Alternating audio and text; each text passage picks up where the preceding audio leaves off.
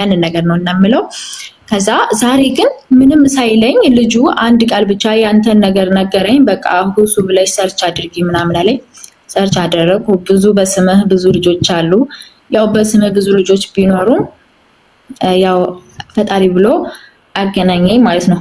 ለምን እኔ ሁሱ ብዬ ከ10 ምናምን ልጅ በላይ ነው ፎሎ ያደረኩት። በቃ ያንተ እየመሰለኝ ለምን አንድ አይነት ቪዲዮ ስለሆነ የምትለቁት ያን ያክል አይለይምና ከዛ ሁሉንም እንደዛ አድርጌ ምናምን አደረኩኝ። ከዛ መጨረሻ ላይ እነዛ ልጆች ጋር ገባሁ። እነዛ ልጆች ጋር ስገባ ያጸብም ቢኖርም አንተን እንዳገኝ እረዳኝ ማለት ነው።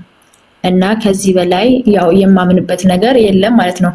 ዱዓ ባደረኩበት ወይም ደግሞ ጸሎት ባደረኩበት ሰምቶኝ ከዚህ አድርሶኛል። ስለዚህ ያው እሺ በጣም ጥሩ። እና አሁን እስልምናን ለመቀበል ዝግጁ ነሽ ወይስ ንገሪኝ? አዎ ዝግጁ ነኝ። ግን ዝግጁ በሆነም በደንብ በዚህ ብቻ አንድ በቃ አልፈልግም ይሄን አስረዳዋት ብለህ ለምን እዚህ ጋር ነገርከኝ እንደዚህ ናቸው አልከኝ እንጂ ስለ እስልምና አላወቅም። እስላም ብሎ ማለት ለአንድና ብቸኛ ለሆነው አምላክ ለአላህ መገዛት ማለት ነው። المعنى الإسلام يعني الاستسلام لله والانقياد له بالطاعة والخلوص من الشرك والبراءة من أهله. هذا هو الإسلام. إسلام بلو مالت ترجمه راسن لعنده أملاك فقادن ماسكزات يعني رسم ببتشي جنة مكزات مالتهم برسولاي كنت تنسانا قارة نبياتو تشهرنا عزيزت برسولاي كنت تنسانا قارة بترسم ببتشي جنة إيام لك المنور. هذا هو الإسلام. وما خلقت الجن والإنس إلا ليعبدوني إلا الله سوتشن أني ندقزن ينجيل ليلا لما نفترقواتشون ملا نبياتو كلهم يستمروا إسلام يهنا الله بالقرآن لا يسيناقر من إلال ولقد بعثنا في كل أمة رسولا أن يعبدوا الله واجتنبوا الطاغوت له. محمد هو برقتم ودعيان دان هزب نبيات اللي كان نزيام نبيات يستمروا ينبروت اللهن ببتشنينة تجازوا كرسوا جالوا تعوثوا تنهلوا راقوا مالتنا بريلا. نوح لمسالي ولقد أرسلنا نوحا إلى قومه فقال يا قوم اعبدوا الله ما لكم من إله غيره. يا لينا قرأ برقتم نوحا وده هزبوچو ልኬው ነበር ይላል አምላክ አላህ። እርሱም ሲያስተምራቸው ምን አለ? ህዝቦቼ ሆይ አላህን በብቸኝነት ተገዙ፣ ከእርሱ ውጭ ሌላ ማንም ጌታ አምላክ የላችሁም ይላቸዋል። وإلى عاد أخاهم هودا قال يا قوم اعبدوا الله ما لكم من إله غيره. وإلى ثمود أخاهم صالحا قال يا قوم اعبدوا الله ما لكم من إله غيره. ሁሉም ነቢያት ይህን ያስተማሩት ይህ ነው ኢስላም ብሎ ማለት አላህን በብቸኝነት መገዛት፣ ከእርሱ ውጭ ያሉ ባዕድ አምልኮችን ሁሉ መራቅ። مسيحهم يستمروا يهن نبر وإن الله ربي وربكم فاعبدوه هذا صراط مستقيم. المسيح من على يعني بجيتا يعني أنت بجيتا أرسو الله نو أرسم ببتشين يلا تجازوا تهنو كتتين يوم من قد على شويلا. مسلم يستمر إنما إلهكم الله لا إله إلا هو وسع كل شيء علما لمسي. أملاكات جهرسو الله بتشانو كرسو بستقر ليلا ما نم أملاك إلا وكتم هل البوتايا كابب هنا يالينا كرا. أبراهيم إني أستمر وإبراهيم إذ قال لقومه اعبدوا الله واتقوه ذلكم خير لكم إن كنتم تعلمون. إنما تعبدون من دون الله أوثانا وتخلقون إفكا إن الذين تعبدون من دون الله لا يملكون لكم رزقا فابتغوا عند الله الرزق واعبدوه واشكروا له إليه ترجعون. أبراهيم لهزبوش من أستمرات هزبوش هوي الله ببتشينة تجازوا أرسل بتشافرت የምታውቁ ብትሆኑ ይህ ለእናንተ የተሻለ ነው አላቸው። ከዚያም በኋላ አብርሃም ከአላህ ውጭ ያሉ ባዕድ አምልኮችን ሁሉ ጣዖት ብሎ ጠራቸው። ኢነማ ተዕቡዱነ ሚን ዱኒላሂ አውሳነን አላቸው። እነዚያ ከአላህ ውጭ የምትገዟቸው ሁሉ ጣዖቶች ናቸው አለ። ወተኽሉቁነ ኢፍካ በራሳችሁ አማልክት ናቸው ብላችሁ ፈጥራችኋቸው ነው አለ። የሰው ፈጠራዎች ናቸው ከአላህ ውጭ ያሉ አምላክ ተብለው የሚጠሩ ሁሉ ራሳቸው ሰዎች አምላክ አድርገዋቸው ነው እንጂ አምላክ ምንም አጋር የለው ከእርሱ ውጭ ሌላ ማንም አምላክ የለም። ወተኽሉቁነ ኢፍካ ኢነ الذين تعبدون من دون الله لا يملكون لكم رزقا አላቸው። አብርሃም ምን አለ? እነዚያ ከአላህ ውጭ የምትገዟቸው ሁሉ ለእናንተ ሲሳይን ሊለግሷቸው አይችሉም ማለት። فابتغوا عند الله الرزق ሲሳይን ስትፈልጉ ከአላህ ብቻ ፈልጉ ጸጋ። ወዕቡዱሁ ወሽኩሩ ለሁ ኢለይሂ ቱርጀዑን እርሱንም በብቸኝነት ተገዙት፣ ስለዋለላችሁም ጸጋ እርሱን ብቻ መስግኑት፣ በምትሞቱም ጊዜ ወደ እርሱ ነው የምትመለሱት ይላል። እና ይህ ነው አምላክ አላህ ሱብሓነሁ ወተዓላ ለዚህ ዓላማ ነው የፈጠረን፣ እርሱን በብቸኝነት እንድንገዛ ነቢያቶችን ሁሉ የላካቸው ይህን አስተምሮ ለትውልድ እንዲያስተምሩ ዘንድ ነው። ለአላህ ሱብሓነሁ ወተዓላ ታዛዥ መሆን እርሱን በብቸኝነት ማምለክና መገዛት ከእርሱ ውጭ ያሉ ባዕድ አምልኮችን መራቅ هذا هو الإسلام ይህ ነው ኢስላም ብሎ ማለት ነው። እሺ ማለት ካዕባ ማለት ምን ማለት ነው? ማለት ካዕባ ምንድነው? በጣም ጥሩ። ካዕባ ማለት መካ ላይ የሚገኘው ያ አራት ማዕዘኑ ካዕባ ይባላል። አይ ማለት እሱን አውቃለሁ፣ ግን ማለት እናንተ የምታመልኩት ነው ወይስ የአላህ አምሳያ ነው? ምንድነው? አይደለም፣ የምናመልከውም አይደለም፣ የአላህም አምሳያ አይደለም። አቅጣጫ ብቻ ነው፣ የሶላት አቅጣጫ። እንግዲህ ሰዎች ወደ ተዘበራረቀ ቦታ ወደ ተለያየ ቦታ እንዳይሰግዱ ወደ አንድ አቅጣጫ ብቻ እንዲሰግዱ የተቀመጠ ምልክት ነው። አላህ ስብሐነሁ ወተዓላ ነው እንዲሰራ ያዘዘው። ነቢያቶች ናቸው የሰሩት። ለትልቅ ዓላማ ነው የተሰራው፣ ለሶላት አቅጣጫ ይሆን ዘንድ እና የሐጅ ስነ ስርዓት መፈጸሚያ ይሆን ዘንድ፣ ሁለቱን ታላላቅ እስልምና መሰረቶች መፈጸሚያ ይሆን ዘንድ ነው። ሶላት ወአልሐጅ፣ የሶላት አቅጣጫ እና የሐጅ መፈጸሚያ ቦታ እንጂ ሌላ አይደለም። አላህ ስብሐነሁ ወተዓላ አቅጣጫ ብቻ እንደሆነ በቁርአን ላይ ሲገልጽ ምን ይላል? ፈወሊ ወጅሀከ ሸጥረል መስጂዲል ሐራም ይላል። ሶላትን በምትሰግድ ጊዜ ፊትህን ወደ ቂብላ አቅጣጫ ዙረህ ስገድ ይላል። አቅጣጫ ብሎ ቃል በቃል ይጠራዋል። የስግደት አቅጣጫ እንጂ ሌላ አይደለም። መዝሙረ ዳዊት ላይ ዳዊት ሲናገር ወደ ቤተ መቅደስህ ዙሬ እሰግዳለሁኝ ይላል። አየሽ፣ ወደዚያ ስለሰገደ ያንን አምላክ አድርጎታል አይደለም። ወደ እርሱ አቅጣጫ ይዞሩና ይሰግዱ ነበረ። ተሻላለ። ይህ ነው።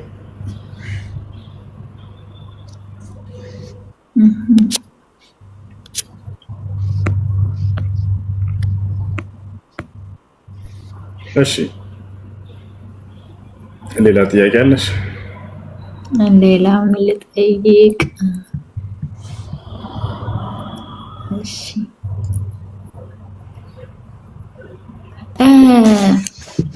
ነብዩ መሐመድ ለምንድን ነው የ9 ዓመት ልጅ አገባው?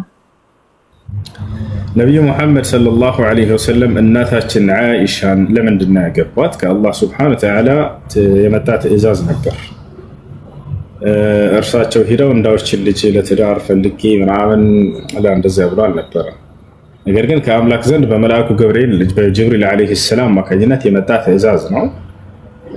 መልአኩ ጅብሪል ዐለይሂ ሰላም ወደ ነቢያችን ሰለላሁ ዐለይሂ ወሰለም በህልማቸው ተገለጠላቸውና ያኔ በጨርቅ ይዟል፣ በዚያ ላይ የእናታችን አይሻን ምስል ይዟል። ገለጠላቸውና ፈቃለ ለሁ ያ ሙሐመድ ሀዚህ ዘውጀቱከ ፊ ዱንያ ወልአኺራ፣ ሙሐመድ ሆይ ይህች ሴት ለአንተ ሚስት እንድትሆን ተወስናለች በዱንያም በአኺራም ተብሎ ታዘዙ። ነቢያችን ሰለላሁ ዐለይሂ ወሰለም ከህልማቸው እንደተነሱ የነቢያቶች ህልም ራእይ ነው፣ ከአምላክ ዘንድ የሚመጣ ግልጠተ መለኮት እንጂ ሰይጣን በህልማቸው አይገለጥም፣ በእነርሱ አይመጣም። ከዚያ ነቢያችን ሰለላሁ ዐለይሂ ወሰለም በቃ አምላክ አዞኛልና ነይ ብለው አስገድደው አልወሰዷትም። እንዳውም በሌላ ጊዜ መልአኩ ጅብሪል ዐለይሂ ሰላም አሁን ይሄን ህልም ደገመው ለሁለተኛ ጊዜ። ሙሐመድ ሆይ ይህች ሴት የአንተ ሚስት እንድትሆን ተወስናለች አላቸው። ከዚህ በኋላ ነው ነቢያችን ሰለላሁ ዐለይሂ ወሰለም ሄደው የትዳር ጥያቄ ያቀረቡላት። እንግዲህ የትዳር ጥያቄ ቢቀረብላት ህፃን ልጅ እንዳልሆነች ትረዳላችሁ። ራሷን ስለ ተክለ ሰውነቷ ተናግራለች። አቡ ዳውድ ላይ በተዘገበ ሶሒህ በሆነ ሐዲስ እናታችን አይሻ ራሷ ስለ ተክለ ሰውነቷ ተናግራለች። እናቴ አለች ራሷ ስትናገር ከማግባቴ በፊት ሰውነትን የሚያፋፋ የሚያወፍር የሚያሰባ ምግብን ቀመማ ትመግበኝ ነበር፣ ይሄም ተሳካላት ለእናቴ፣ እኔም ሰባህ ወፈርኩኝ አለች። አንዲት ወጣት ሴት የምትደርስበት ተክለ ሰውነትም ላይ ደርሻለሁኝ አለች። ቃል በቃል ራሱ ቋጨችው። በቃ አለቀ። ሴት ልጅ በቃ የተክለ ሰውነቷ ከደረሰና ብቁ ከሆነች ብታገባ ችግሩ ምንድን ነው? ምንም ችግር የለም ማለት የ9 ዓመት ልጅ ነች፣ ህፃን ነች። አመት አይደለም እንዴት 9 ዓመት ልጅ ጋር እንዴት ህፃን አይደለችም። ራሷ ከተናገረችው በላይ እኛ እናውቅም። ራሷ ስትናገር ወጣት ነኝ ብላ ተናግራለች። አንዲት ወጣት ሴት የምትደርስበት ተክለ ሰውነት ላይ ደርሳለች። አሁን እዚህ ጋር እየጠየቀን ያለ ነው ስለ ዛሬ 9 ዓመት ሴት ሳይሆን የዛሬ 1446 ዓመት በፊት ስለነበረች ሴት ነው። ምን አለ መሰለሽ በእስልምና አስተምሮ አለ። እሱ ምንድነው? የሰው ልጅ ሲፈጠር ጊዜ አሁን እንዳለችው ቁመት አይደለም። አዳም ልክ እንደኛ ይመስልሻል? ቁመቱ አይደለም። አዳምን ነቢያችን ሰለላሁ ዐለይሂ ወሰለም ሲገልጹት خلق الله آدم 60 ذراعا አሉ። አላህ አዳምን 60 ክንድ አድርጎ ነው የፈጠረው አሉ። 30 ሜትር ማለት ነው። ከዚያም ሰዎች ወንጀል በሰሩ ቁጥር ተክለ ሰውነታቸው እየደቀቀች እያነሰች ሄዳ መጣለች እዚህ ድረስ። ስለዚህ የአዳም ጊዜ የነበረው ሰውና የአሁኑ ሰው አይገናኙም ጭራሽ። የ30 ሜትር የሚሆን ሰው ዛሬ ቢመጣ ሚስት ያገኛል ምድር ላይ? አያገኝም። የአንድ 2 ሜትር ማትሞላ ሴት ለእርሱ ብቁ ልትሆን አትችልም በፍጹም። ይተሻል። በአዳም ጊዜ የነበረው ከኖህ ጊዜ ከነበረው ይበልጣል። የኖህ ጊዜው ደግሞ ከአብርሃም ጊዜ ከነበረው ይበልጣል። ከአብርሃም ከነበረ በሙሴ ጊዜ ያለው ከአብርሃም ያለው ይበልጣል። ልክ እንዲህ ሰውነታቸው እየደቀቀች መጣች። የዛሬ 1446 ዓመት ዘመን የነበረች ሴት እና የዛሬዋ ሴት እኩል አይደለችም። ይሄን የምንለው ከኛ ከራሳችን ግምት ሳይሆን ራሷ የተናገረችውን እየነገርኳቸው ነው። ሐዲስ ላይ ወጣት እንደነበረች ደርሳለች፣ እሷ ተናግራለች። የወር አበባ የምታይበት እድሜ ላይ እንደሆነችም ገልጻለች። ትርሚዚ ላይ በተዘገበ ሐዲስ ራሷ ምን አለች? ኢዛ በለገት ልብንት 9 ሲኒን ፈሂየ እምረአ አለች። በዚህ ዘመን ሴት ልጅ 9 ዓመት ከሞላት እርሷ ለአቅመ ሔዋን የደረሰች ሴት ሆናለች። እምረአ ማለት ሰገር ወይ ነው ከህፃንነት እድሜ ወጥታለች ማለት ነው። ገብቷችኋል አይደለ? ራሷ ህፃን እንዳልሆነች ቃል በቃል ተናግራለች። እምረአ ደርሳለች፣ ለአቅመ ሔዋን የደረሰች ሴት ማለት ነው። እምረአ ማለት ሴት። አላህ ሱብሓነሁ ወተዓላ ሚስት ለማለት ሲገልጽ ጊዜ እምረአ እያለ ነው የሚጠቀመው። ሴቶች እያለ ይገልጻቸዋል፣ ከህፃንነት ዓለም የወጡን ማለት ነው። እና ይህን ራሷ ተናግራለች። ሌላው እናታችን አይሻ ረዲየላሁ ዐንሃ ከዛሬዋ 9 ዓመት ሴት ጋር ለማወዳደር የፈለገ ሰው ማንነቷን ያንብብና ያወዳደር፣ ችግር የለውም። እናታችን አይሻ ከማንነቷ መካከል አንድ ልስጣቸውና አወዳድሩልኝ። ከዛሬዋ ዘመን ሴት 2020 ምናምን ሐዲሶችን በጭንቅላቷ ሸምድዳ ለትውልድ ቁጭ ብላ የምታስተምር ሴት ነበረች። እስኪ ቀርጿት እናንተ። የዛሬዋ 9 ዓመት ይሄን ማድረግ ትችላለች? አረ በፍጹም አታደርግም። ምናልባት ዕቃ ስትጫወት ህፃን ልጅ ልናገኝ እንችላለን። ገብቷችኋል አይደለም? እናታችን አይሻ ግን 2000 ምናምን ሐዲስ ምን አይነት ሴት ነች? በጣም ትልቅ ሴት ነበረች። ሷሃቦች ኺላፍ በሚፈጠር ጊዜ በመካከላቸው ሃይማኖታዊ ጉዳይ ሲጋጩ እናታችን አይሻን ሄደን እንጠይቅ እያሉ ፈትዋ የሚጠይቋት ትልቅ አስተማሪ ሴት ነበረች። ሐታ የጦር ሜዳ መርታለች። የ9 ዓመት ሴት ዛሬ ትመራለች እንዴ? አትመራም። ገብቷችኋል? የጦር ሜዳ መርታለች እያልኳቸው ነው፣ ወታ ማለት ነው እንደዚህ። እና ስለዚህ ከተክለ ሰውነቷ አንጻር ነው ዋና የሚታየው እሱ ነው። ተክለ ሰውነቷ ደግሞ ደርሳለች። አረብ ሀገር የኖራችሁ ሰዎች ይሄን ማየት ትችላላችሁ። ኢትዮጵያ ላይ ያለች የ10 ዓመት ልጅ እና የአረብ ሀገር ያለች 10 ዓመት ልጅ አካላቸው እኩል ነው ማለት? አይ የ10 ዓመት ልጅ ቤት ውስጥ የለም እኮ ማለት። አረብ ሀገር ያሉ ሰዎች ሴቶች እና ኢትዮጵያውያን ያሉ ሴቶች እድሜያቸው ተመጣጣኝ ቢሆንም ተክለ ሰውነታቸው የነዚህኞቹ በጣም ትልቅ ነው። እና ያ ነው ከዚህ ከግምታዊ ነገር ሳይሆን እናታችን አይሻ ራሷ የተናገረችው ነው የሚገዛን። በዚያ ላይ ምን አይነት አደጋ ደርሶበታል ነው ጥያቄው። ምንም የደረሰበት ነገር የለም። እንደው ሰዎች እንደሚገምቱትና እንደሚያስቡት እንደዛ አይደለም። እና ተክለ ሰውነቷ እንደደረሰ ራሷ የተናገረችው እሱ ትልቅ ማስረጃ ነው የሚሆነን የእርሷን ማንነቷን ማንበብና ያንን መረዳት እንጂ ከዛሬዋ ጋር ማወዳደር አይደለም። እሺ ሌላ ጥያቄ አለሽ? ሌላ ጥያቄ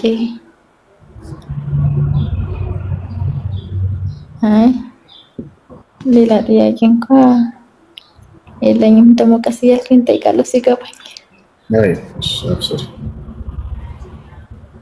እንደ የምትነግረኝ ነገር ካለ ይጠቅማታል ብለህ የምታስበው ነገር ካለ ነገር።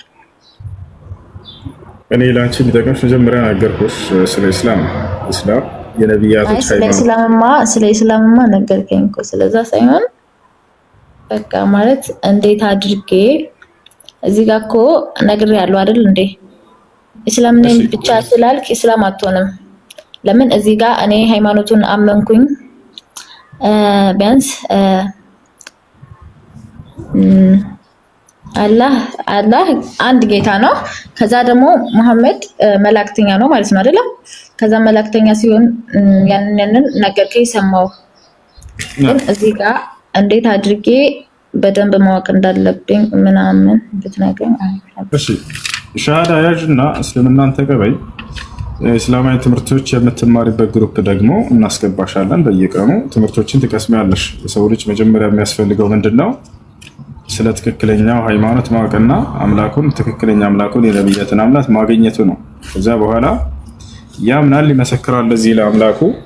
ከዚያ በመቀጠል አምላኩ ያዘዘውን ተግባር ይፈጽማል። ስለ ሶላት በመማር ሶላትን ለእርሱ ብቻ መስገድ፣ እንዲሁም ኢስላም የሚያዘውን ትዕዛዛት በመማር ያንን ይፈጽማል። የሚከለክለውን ነገር በመማር ልክ እንዲሁ ይቆጠባል ማለት ነው።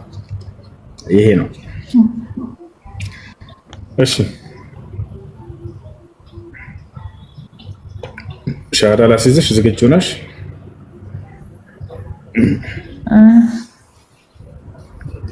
በቪዲዮ ልጣ ወይስ ደስ እንዳለሽ? ችግር የለውም። ቤተሰቦች የሚያውቁሽ ከሆነ ችግር እንዳይፈጥሩብሽ ምናልባት ቲክቶክ እሱማ ለማወቅማ ፎቶ ስላለ አይደል እንዴ?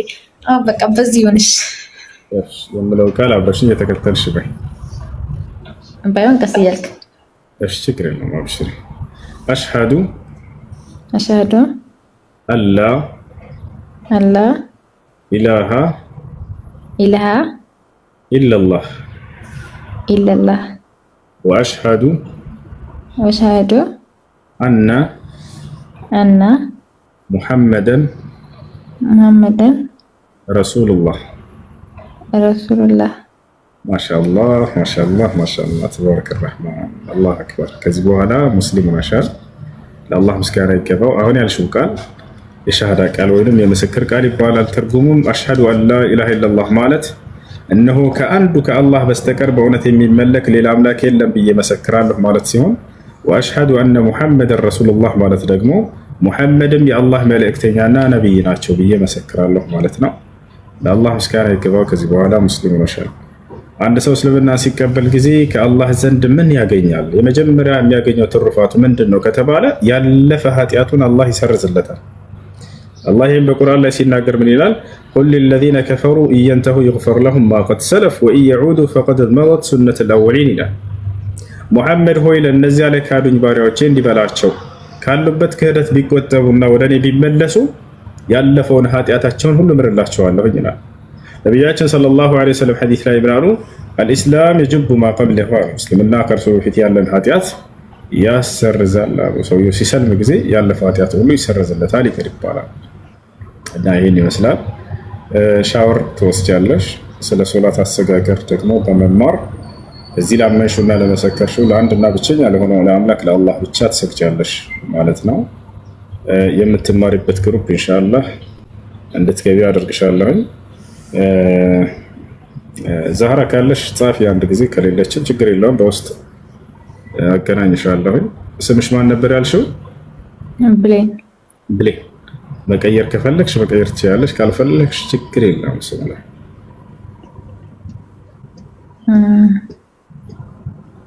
ያሽ ልቀይርልሽ ወይንስ ይጥራ? በዚሁ ደስ እንዳለክ። እሺ፣ ደስ የሚል ስም። እኔ በጣም ደስ የሚለኝ ስም ሀያት ይመችሻል? እሺ፣ በቃ ከዚህ በኋላ ስምሽ ሀያት ነው። በቃ የምትማሪበት ግሩፕ አገናኝሻለሁ።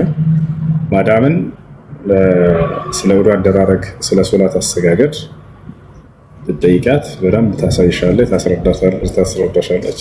ካልሆነ ደግሞ ችግር የለውም በውስጥ አገናኝሻለሁ ከአንዲት ልጅ ጋር። እሺ እሺ። እንኳን ወደ ኢስላም መጣሽ። እሺ፣ ጥያቄ ያላችሁ ካላችሁ መቀጠል ትችላላችሁ። ሰላም አለይኩም። ወአለይኩም ሰላም ወራህመቱላሂ ወበረካቱ። ሰላም ነው? አልሐምዱሊላህ። እና ጥያቄ ነበረኝና ማለት ነው። እሺ፣ ጥያቄ ምንድነው? የምኖረው ሳውዲ አረቢያ ነው። ስራዬ ዶሮ ማረድ ነው። እሺ፣ ስንት ዶሮ እና ማለት በቀን ቢያንስ 500 እስከ 400 ወላሂ ከምሬ ነው።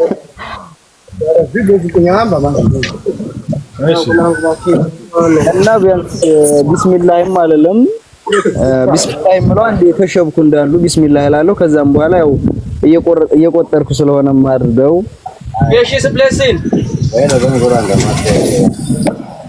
أرض انت كلام لا حرام قلت عليكم قلت له